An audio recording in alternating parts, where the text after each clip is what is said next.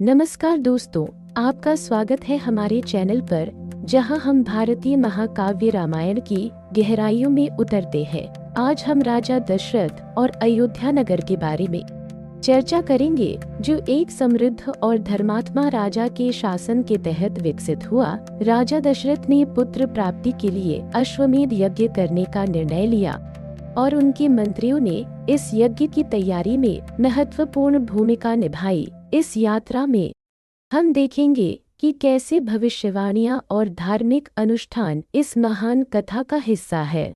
पृथ्वी, जो 7 द्वीपों से मिलकर बनी है, उन राजाओं के समय से एक ही शासक के अधीन रही है, जो मनु के वंशज थे, जो हमेशा विजयी रहे। उन शक्तिशाली राजाओं में सागर थे, जिनके बाद उनके 60,000 पुत्र आए, जिन्होंने समुद्र को खोदा। यह शास्त्रीय रामायण सागर के घराने का इतिहास प्रस्तुत करती है, जिसकी स्थापना इक्ष्वाकु ने की थी। यह राम कथा आरंभ से अंत तक सुनाई जाएगी। सभी इसे श्रद्धा के साथ सुने। सरयू नदी के किनारे एक महान और समृद्ध देश था, जिसका नाम कौशल था, जहाँ संतुष्ट लोग निवास करते थे। इसमें अयोध्या नामक नगर था, जो तीनों लोकों में प्रसिद्ध था, जिसे प्रसिद्ध मनु ने स्थापित किया था, जो मनुष्यों में एक भगवान के समान थे। नगर की सड़कों की लंबाई 60 मील थी। इसकी सुंदरता को अद्भुत रूप से योजनाबद्ध सड़कों ने बढ़ाया। मुख्य मार्गों पर पानी छिड़का गया और फूलों से सजाया गया। राजा दशरथ ने नगर की रक्षा ऐसे की जैसे भगवान अमरावती की रक्षा करता है। वह वहाँ वैभव में निवास करते थे, जैसे इंद्र स्वर्ग में। नगर में सुंदर और विशाल द्वार और आकर्षक बाजार थे। इसकी किलाबंदी कुशल इंजीनियरों और कारीगरों द्वारा बनाई गई थी। नगर में गायक, गीतकार और सार्वजनिक संगीतकार थे। निवासी धनवान थे और उनके पास विशाल घर थे, जिनमें ऊंचे मेहराबदार पोर्च थे, जो झंडों और बैनरों से सजाए गए थे। यह विस्तृत भवनों और सुंदर बागों से भरा हुआ था और आम के बागों और ऊंचे पेड़ों से घिरा हुआ था, जो नगर के बाहरी हिस्से को एक सुंदर कन्या की तरह दिखाते थे, जो हरे रंग की बेल्ट पहने हुए थी। नगर को मजबूत किलाबंदियों और गहरी खाई से घेर रखा गया था, जिसे कोई भी दुश्मन किसी भी उपाय से पार नहीं कर सकता था। नगर में अनगिनत हाथी, घोड़े, मवेशी, ऊंट और खच्चर देखे जा सकते थे। वहाँ अनगिनत राजदूत और व्यापारी निवास करते थे और कई देशों के लोग शांति से इसके भीतर व्यापार करते थे। अयोध्या, जैसे इंद्र की अमरावती, सुनहरे महलों से भरी हुई थी, जिनकी दीवारों में कीमती पत्थर जड़े हुए थे और गुंबद पहाड़ों की चोटियों के समान थे। राज की राजधानी में हर जगह रत्नों से जड़े, आकाश को छूने वाले भवन देखे जा सकते थे। निवास स्थान ऊंचे और सुंदर, अच्छी तरह से स्थित थे और मनमोहक संगीत से गूंजते थे। वहाँ उच्च जाति के लोगों द्वारा निवासित सुंदर आवास थे, जो उन आकाशीय रथों के समान थे, जो शुद्ध जीवन और आध्यात्मिक सिद्धि वाले लोगों को स्वर्ग में ले जाते हैं। उस नगर में रहने वाले योद्धा ऐसे थे जो भागते हुए दुश्मन को नहीं मारते थे। वे कुशल धनुर्धर थे, जो केवल ध्वनि से लक्ष्य को भेदने में सक्षम थे। कई लोगों ने अपने घरों के पास घूमने वाले बाघों, शेरों और भेड़ियों को या तो एकल युद्ध में या विभिन्न प्रकार के हथियारों से मार डाला। यह महान नगर, जो हजारों प्रमुखों का आश्रय था, राजा दशरथ द्वारा निर्मित था। अयोध्या में अनगिनत विद्वान रहते थे, जो अनुष्ठानों की पालन में लगे रहते थे। वहाँ कलाकार और कारीगर भी थे, वे लोग जो वेदों में गहरे अध्ययनरत थे और जिनमें हर प्रकार की सद्गुण थी, सत्य और ज्ञान से परिपूर्ण थे। साथ ही हजारों ऋषि और साधु भी थे, जो योग की रहस्यमय विद्या में निपुण थे। उस नगर में राजा दशरथ निवास करते थे, जो प्रसिद्ध सम्राट मनु की परंपरा के अनुयायी थे। राजा वेदों के अर्थ में निपुण थे। उनकी मुख्य संपत्ति सत्य और सद्गुण में प्रगति थी। वह ऐसे थे जो कभी अपने वचन को नहीं तोड़ते थे, जो सदैव विवेकी, भव्य और अपने प्रजाजनों के प्रिय थे। एक महान रथ चालक, इक्ष्वाकु वंश के योग्य वंशज, अनेक यज्ञों के अनुगामी, जो सदैव धर्म के अभ्यास में आनंदित रहते थे, अपने लोगों पर पूर्ण अधिकार रखते हुए एक महान ऋषि के समान एक राजसी दृष्टा, तीनों लोकों में प्रसिद्ध, अपने शत्रुओं पर विजय प्राप्त करने वाले, सभी के मित्र, अपने इंद्रियों और इच्छाओं पर पूर्ण नियंत्रण रखने वाले, समृद्धि में इंद्र के समान, धन में कुबेर के समान, वह सत्यप्रिय सम्राट जो सद्गुण, सांसारिक समृद्धि और सुख की प्राप्ति के लिए प्रयासरत थे, नगर का शासन उस प्रकार करते थे जैसे स्वर्गीय सम्राट इंद्र अमरावती का शासन करते हैं। उस नगर के लोग सुखी, सद्गुणी, ज्ञानी, अनुभवी थे, प्रत्येक अपनी स्थिति से संतुष्ट, अपने अपने व्यवसाय का पालन करते हुए लालच रहित और सत्यभाषी। वहाँ कोई दरिद्र नहीं था और न ही कोई निम्न श्रेणी में निवास करता था। सभी अपने परिवारों के साथ सुखपूर्वक रहते थे। धन, अनाज, पशु और घोड़ों के स्वामी थे। उस अयोध्या नगर में कोई कंजूस या ठग नहीं था, न ही कोई नीच, गर्वित, असावधान, निर्धन या नास्तिक था। पुरुष और महिलाएं धार्मिक आचरण के थे, पूर्ण आत्मनियंत्रित और अपनी शुद्ध और पवित्र व्यवहार में महान ऋषियों के समान थे। किसी के पास बालियां, मुकुट और हार की कमी नहीं थी। वे प्रतिदिन स्नान करते थे और अपने शरीर पर तेल लगाते थे।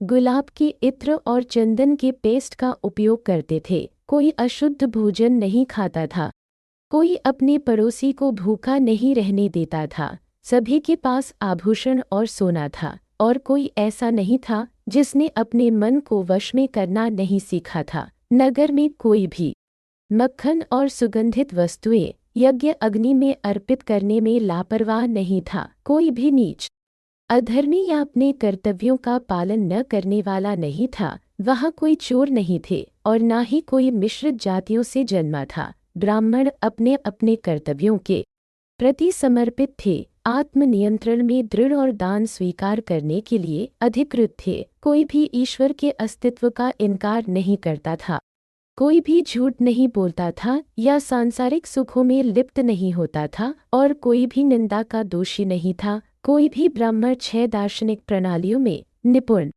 नहीं था और न ही कोई पूर्णिमा या अन्य निर्धारित दिनों पर उपवास करने में लापरवाह था। वहाँ कोई मानसिक या शारीरिक विकार से ग्रस्त नहीं था और नगर में कोई भी दुखी नहीं था। निवासियों में कोई विद्रोही नहीं थे और न ही कोई राजा और राज्य के प्रति निष्ठावान नहीं था। वहाँ रहने वाले देवताओं और अनुग्रहित अतिथियों की पूजा करते थे। वे उदार और दानशील थे। सभी ने एक पवित्र और सत्यप्रिय जीवन जीते हुए वृद्धावस्था प्राप्त की। उनके घर बच्चों, पोते पोतियों और सद्गुणी महिलाओं से भरे हुए थे। योद्धा ज्ञानी ब्राह्मणों के अधीन थे और व्यापारी योद्धा जाति के अधीन। जाति के अनुसार लोग ब्राह्मणों, योद्धाओं और व्यापारियों की सेवा करते थे। साम्राज्य के प्रशासन में सम्राट दशरथ ने पहले शासक मनु के उदाहरण का पालन किया, जो ज्ञान में सर्वोच्च और मनुष्यों में देवता थे। अयोध्या योद्धाओं से भरी हुई थी, जो युद्ध में अजेय, निर्भीक और शस्त्रों के उपयोग में कुशल थे। जैसे सिंह अपने पर्वतीय गुफाओं की रक्षा करते हैं, नगर में कमरोजा, वन्या, नुडी और वहली के घोड़े थे और विंध्य और हिमवत के क्षेत्रों से हाथी थे। अयोध्या नगर में भद्र, मुल्ला और मृग जातियों के साहसी और महान पुरुष निवास करते थे, जो विंध्याचल और हिमालय पर्वत श्रृंखलाओं के निवासियों के थे। नगर में महान पहाड़ियों के समान शक्तिशाली हाथी थे। वह राजधानी वास्तव में अयोध्या नाम के योग्य थी, जिसका अर्थ है वह नगर जिसे युद्ध में कोई चुनौती नहीं दे सकता। वहाँ निवास करते हुए सम्राट दशरथ राज्य का शासन करते हुए अनगिनत तारों के बीच चंद्रमा के समान थे। वह महान राजा, जो स्वयं इंद्र के समान थे, उस नगर पर शासन करते थे जो किलों और दीवारों से सुरक्षित था। एक ऐसा नगर जिसमें अनेक प्रकार के अनगिनत निवास और हजारों समृद्ध निवासी थे। राजा दशरथ के कल्याण के प्रति समर्पित इक्ष्वाकु वंश के मंत्रियों में सभी गुण थे। उनके परामर्श सत्य पर आधारित थे और वे राजकीय आदेशों का अर्थ तुरंत समझते थे। राजा के 8 सलाहकार प्रसिद्ध थे। राज्य के मामलों में निरंतर लगे रहने वाले, वे ईमानदार और सद्गुणों के विकास के प्रति समर्पित थे। उनके नाम थे दृष्टि, जयंत, विजय, सिद्धार्थ, अत्यर्थ साधक, अशोक, मंत्रपाल और सुमंत्र। महान और पवित्र ऋषि वशिष्ठ और वामदेव राजा की आध्यात्मिक कर्तव्यों के पालन में सहायता करते थे और सलाहकार के रूप में कार्य करते थे। सभी मंत्री सद्गुणी थे, गलत करने से दूर, दयालु, नैतिक कानून में निपुण, व्यापक अनुभव वाले, निस्वार्थ, उदार, शास्त्रों की आत्मा से परिचित, सहिष्णु, धैर्यवान, राजा के प्रति आज्ञाकारी, अपने वादे के प्रति सच्चे, प्रसन्न, लोभ से मुक्त और अपने प्रजाजनों और अन्य राजाओं के प्रजाजनों के मामलों से भली भांति परिचित थे।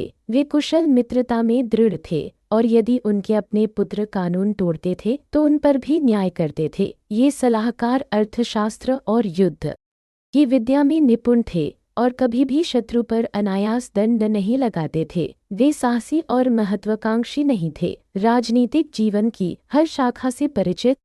उन्होंने राज्य में रहने वालों की रक्षा की। उन्होंने विद्वानों और योद्धाओं पर बोझ डाले बिना राजकोष में वृद्धि की और दुष्कर्मियों पर उनके सहनशीलता के अनुसार दंड लगाया। ये मंत्री पवित्र हृदय और शुद्ध आचार वाले थे। कोई भी अपने पड़ोसी की पत्नी के साथ नहीं रहता था, कोई भी दुष्ट नहीं था और सभी शांति से रहते थे। हर अच्छे गुण का विकास करते हुए और विभिन्न कलाओं का अभ्यास करते हुए वे अपने साहस के लिए प्रसिद्ध थे।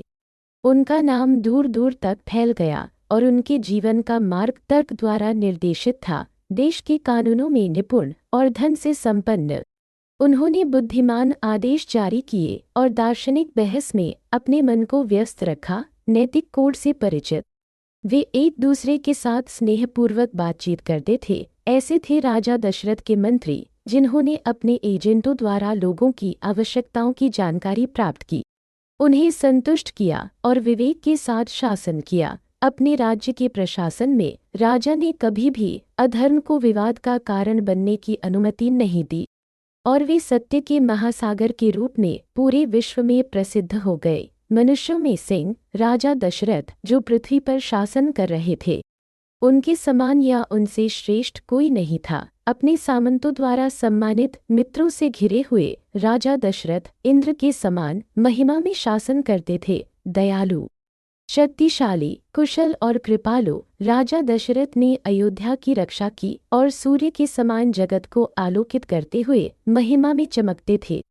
राजा दशरथ जो एक महान और धर्मात्मा राजा थे, ने महान तपस्या करने के बावजूद सिंहासन के लिए कोई उत्तराधिकारी नहीं पाया। तब उस बुद्धिमान और महान आत्मा वाले सम्राट ने अपने मन में कहा, मैं पुत्र की प्राप्ति के लिए अश्वमेध यज्ञ करूंगा। इस निर्णय के बाद उस सर्वोच्च बुद्धिमान सम्राट ने अपने मंत्रियों की एक बैठक बुलाई और अपने मुख्यमंत्री सुमंत्र से कहा, जल्दी से आध्यात्मिक गुरु और पुरोहितों को बुलाओ। सुमंत्र ने तुरंत उन विद्वान गुरुजनों को बुलाया और वहां सुज्ञाग्न, वामदेव, जावाली, कश्यप और वशिष्ठ सहित अन्य प्रमुख पुरोहितों और ब्राह्मणों को लाया। इन पवित्र पुरुषों को प्रणाम करने के बाद राजा दशरथ ने मधुर वाणी में सत्य और उद्देश्य से भरे शब्द कहे, हे ऋषियों, मैंने धर्म का पालन किया है और फिर भी मुझे पुत्र का सौभाग्य नहीं मिला, इसलिए मेरा इरादा अश्वमेध यज्ञ करने का है। मैं शास्त्रों के अनुसार कार्य करना चाहता हूँ। आप हे पवित्र पुरुषों, मुझे उचित विचार विमर्श के बाद सलाह दे कि मैं इस प्रस्तावित कार्य में सफल कैसे हो सकता हूँ। विद्वान ब्राह्मणों ने, जो श्री वशिष्ठ के नेतृत्व में थे, राजा की मंशा की प्रशंसा की और कहा, आपने उचित मार्ग का चयन किया है, हे राजा। अत्यंत प्रसन्न होकर उन्होंने यज्ञ के लिए आवश्यक वस्तुओं को एकत्र करने और घोड़े को मुक्त करने का आदेश दिया। उन्होंने कहा, हे राजा, यज्ञ का स्थान सरयू नदी के उत्तर तट पर चुना जाए। हे राजा, आपके द्वारा पुत्र के लिए किया गया यह पवित्र संकल्प निश्चित रूप से आपकी इच्छा की पूर्ति करेगा। ब्राह्मणों के शब्द सुनकर सम्राट ने आनंदित होकर अपने मंत्रियों को यज्ञ की तैयारी लाने और घोड़े को योद्धाओं की सुरक्षा में छोड़ने का आदेश दिया। उन्हें सरयू नदी के तट पर यज्ञ मंडप स्थापित करने के लिए भी निर्देशित किया। उन्होंने आगे उन उपायों को अपनाने का आदेश दिया जो यज्ञ में बाधा डालने की संभावना को कम करे। क्योंकि राजाओं के लिए भी अश्वमेध यज्ञ करना आसान नहीं था। राजा ने कहा, यह याद रखा जाए कि यज्ञ के दौरान किसी पर भी कष्ट नहीं होना चाहिए, ताकि कोई कपटी और चालाक ब्राह्मण कार्यों में बाधा न डाले। यदि शास्त्रों के निर्देशों की अनदेखी करके अनुष्ठान किया जाए तो यह व्यर्थ हो जाता है, इसलिए यज्ञ को सफलतापूर्वक संपन्न करें। राजा ने कहा, मैं आप पर निर्भर करता हूँ और आशा करता हूँ कि आप यज्ञ को सफलतापूर्वक संपन्न करेंगे। मंत्रियों ने उत्तर दिया, हे राजा, ऐसा ही हो। विद्वान ब्राह्मणों ने सम्राट को आशीर्वाद दिया और वे लौट गए। राजा ने अपने मंत्रियों से कहा, यज्ञ की तैयारी करें जैसा कि पुरोहितों ने आपको निर्देशित किया है और इसकी अंतिम सफलता की जिम्मेदारी स्वीकार करें। इसके बाद उस प्रसिद्ध सम्राट ने दरबार छोड़ दिया और अपने निजी कक्ष में गए, जहाँ रानियां निवास करती थीं, जो राजा को अपने हृदय की गहराइयों से प्रेम करती थीं। राजा दशरथ ने उन्हें संबोधित करते हुए कहा, मैं पुत्र की प्राप्ति के लिए यज्ञ करने का इरादा रखता हूँ। आप सभी निर्धारित अनुशासन का पालन करें। रानियों ने राजा के इन शब्दों को सुनकर आनंदित होकर अपने कमल के समान चेहरों को खिलते हुए देखा, जैसे ठंडी ऋतु के जाने पर फूल खिलते हैं। सुमंत्रा ने, जो बलिदान की तैयारियों के बारे में सुन चुके थे, अपने सम्राट के साथ एक निजी बैठक की और कहा, मैंने एक परंपरा के बारे में सुना है जिसे पहले मुझे महान ब्राह्मणों ने बताया था।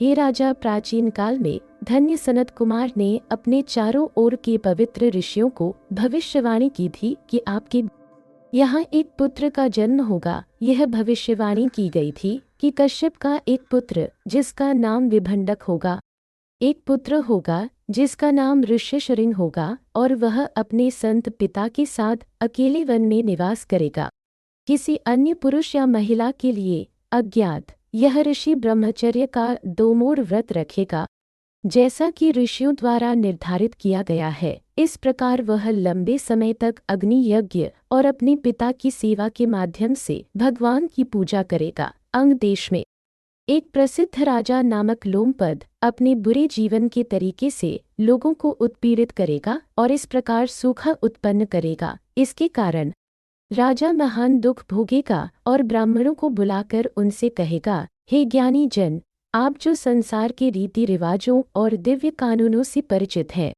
मुझे बताएं कि मैं अपने बुरे कर्मों का प्रायश्चित करने के लिए कौन सा शुद्धिकरण और प्रायश्चित का अनुष्ठान अपनाऊं, जिसने इस सूखे को उत्पन्न किया है। तब वे वेद में निपुण ब्राह्मण राजा को इस प्रकार उत्तर देंगे, है राजा, हर संभव प्रयास करें कि ऋषि विभंडक का पुत्र यहाँ लाया जाए। उसे उचित सम्मान के साथ यहाँ लाकर आप अपनी पुत्री शांता का विवाह उससे करें। राजा ने उनके शब्दों को सुनकर और विचार करके कि वह उस उत्कृष्ट ऋषि को दरबार में कैसे लाए, अपने मंत्रियों और पुरोहितों से ऋषि के पास जाने का अनुरोध किया, लेकिन वे ऋषि की शक्ति से डरकर इस कार्य को करने के लिए अनिच्छुक रहे। हालांकि राजा के क्रोध से बचने के लिए उन्होंने विचार करने के बाद यह प्रस्ताव रखा, वेश्या के माध्यम से ऋषि को राजा के दरबार में लाने के लिए मनाया जा सकता है।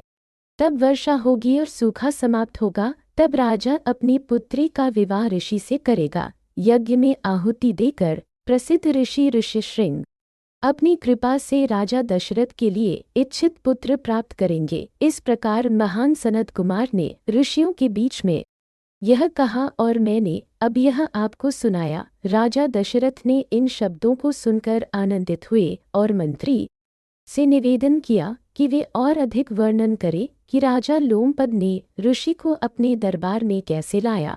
इस वीडियो से हमें यह सीखने को मिलता है कि राजा दशरथ का शासन न्याय और धर्म पर आधारित था और उनके मंत्रियों ने सद्गुणों का पालन करते हुए राज्य का कुशलता से संचालन किया। अश्वमेध यज्ञ की योजना और ऋषियों की भविष्यवाणियां इस कथा को और भी रोचक बनाती है। अगर आपको यह वीडियो पसंद आया हो तो कृपया लाइक करें, शेयर करें और हमारे चैनल को सब्सक्राइब करना न भूलें। आपके विचार हमारे लिए महत्वपूर्ण है, इसलिए कमेंट्स में बताएं कि आपको इस कहानी का कौन सा हिस्सा सबसे ज्यादा पसंद आया।